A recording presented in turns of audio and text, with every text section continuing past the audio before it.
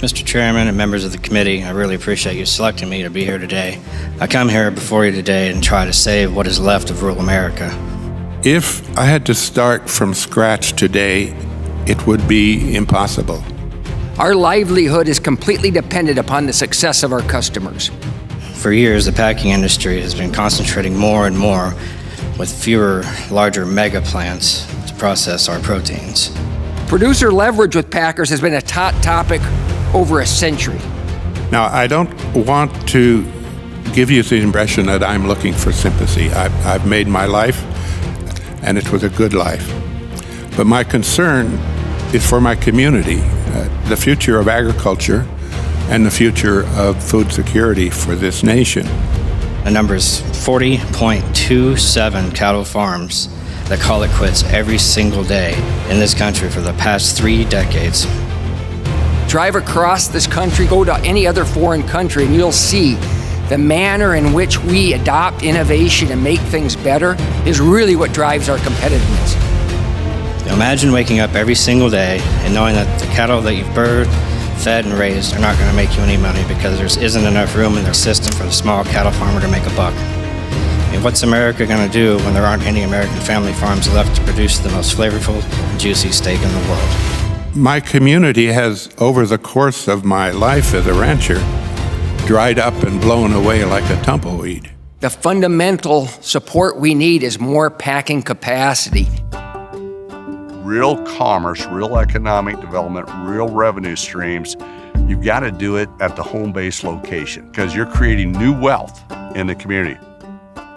The consolidation has just become more prominent, more pronounced every year as we go through. And sustainable beef is going to be one more hand in the air when it's time to bid on cattle. And it will make every calf in the state of Nebraska worth more. You know, I'm creating cows today that my children will have. I have cows here that were made when I was in high school. The decisions we make today will be generational, and this is no different. It's moving the needle in the industry in a way that nobody has. We're really conception to consumer model at this point in time. The genesis of this project was September of 2019. Pete Ricketts, Cobus Block, and myself were in a bar in Hanoi. I was complaining about the state of the beef industry. We were having a lot of problems then. There'd been a fire in a plant in Holcomb, Kansas, and a lot of distribution issues, a lot of bottleneck issues, and Pete Ricketts just looked me in the eye and it's like, well, how do we fix this, Rusty?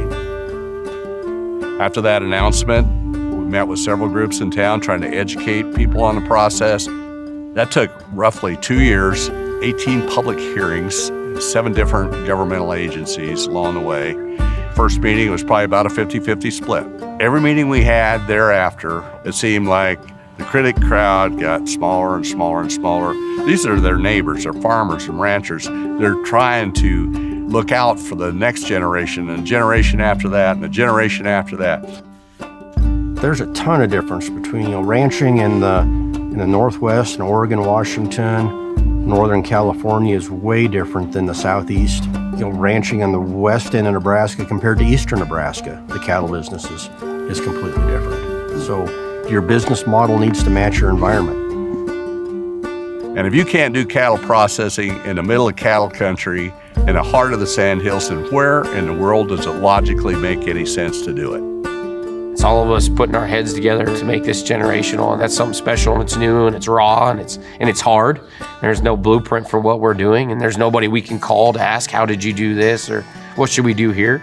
We've had to figure it out as a team, and that's made us pretty tough together. I know my sister had some conversations with Kirk a lot, and she said, well, what is your biggest fear about sustainable beef? And he said, that it will never happen. Your reputation is tied to whether this succeeds or fails. Kind of like a handshake means something. We all put our names on this, and that carries a lot of weight. Some sleepless nights, no doubt, but it needs to happen, and we know that. A reputation is something that's so important in a community this size because people want to work with and be around people that they enjoy and people that they like. And so I think that's the biggest thing, is if you can just do your best for yourself, your family, and your community, the rest of it comes naturally. I went about this from day one with the attitude, we're going to get this done and we're not going to quit. You know, you don't have to be the smartest or the richest guy, but you know, the guy that doesn't quit is probably going to be there at the end of the race.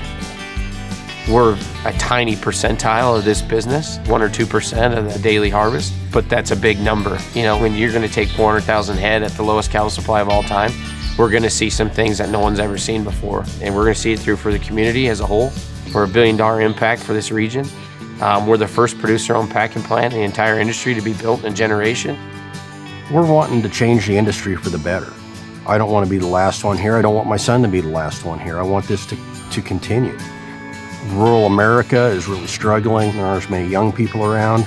I think we're all in this for the right reasons, but we want to make the whole cattle industry and our region better off. It's a reason to keep going. It's a reason to keep this place the size it is. As we get older, you know, I could see maybe wanting to slow down, but with children, you don't want to slow down. You want to keep it for them. The relationships that we've made throughout this process are worth it. You know, our relationship with the Maxwell family, our relationship with the Lapisotis family are generational. You know, Cassie Lapisotis and I are both on the Sustainable Beef Board, both in our, you know, mid-30s. And we're sitting right there across with the largest retailer and the largest buyer of American beef.